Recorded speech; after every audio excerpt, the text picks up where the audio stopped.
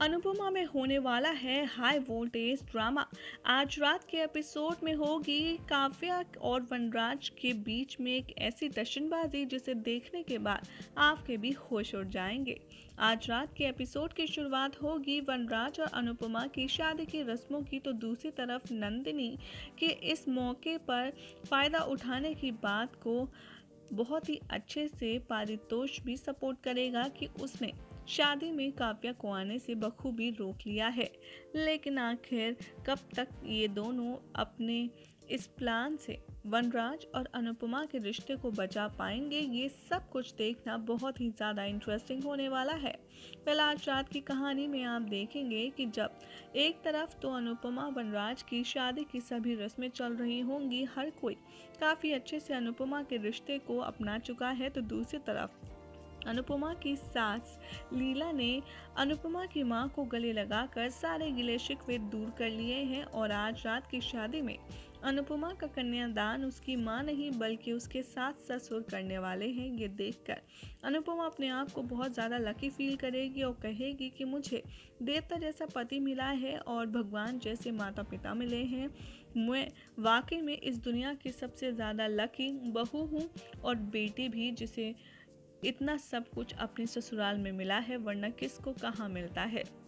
इस बात पर अनुपमा की हर कोई काफ़ी पॉजिटिव रिएक्ट करता है और उसकी खुशियों में शामिल होने के लिए उसे दुआएं देता है।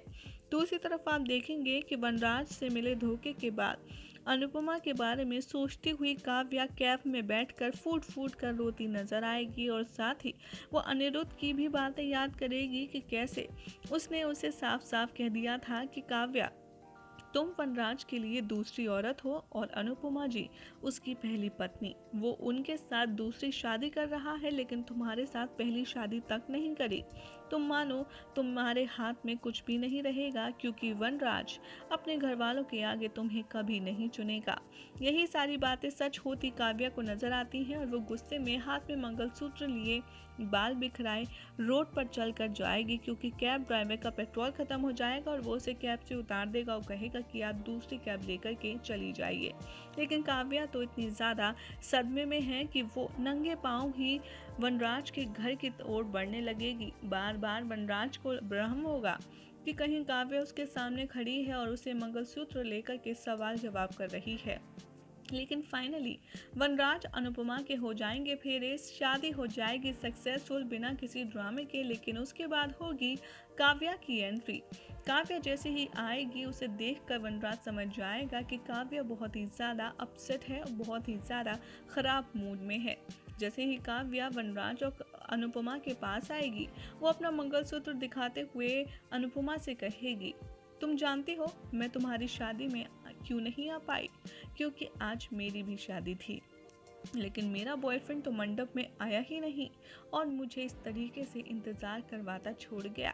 और ये कहकर काव्या अनुपमा के गले लग जाती है और फूट फूट कर रोने लगती है। जैसे ही अनुपमा काव्या का ऐसा हाल देखती है वो उससे पूछती है कि आखिर कौन है तुम्हारा बॉयफ्रेंड, क्या नाम है उसका, और वो आने वाला था तुमने पहले क्यों नहीं बताया।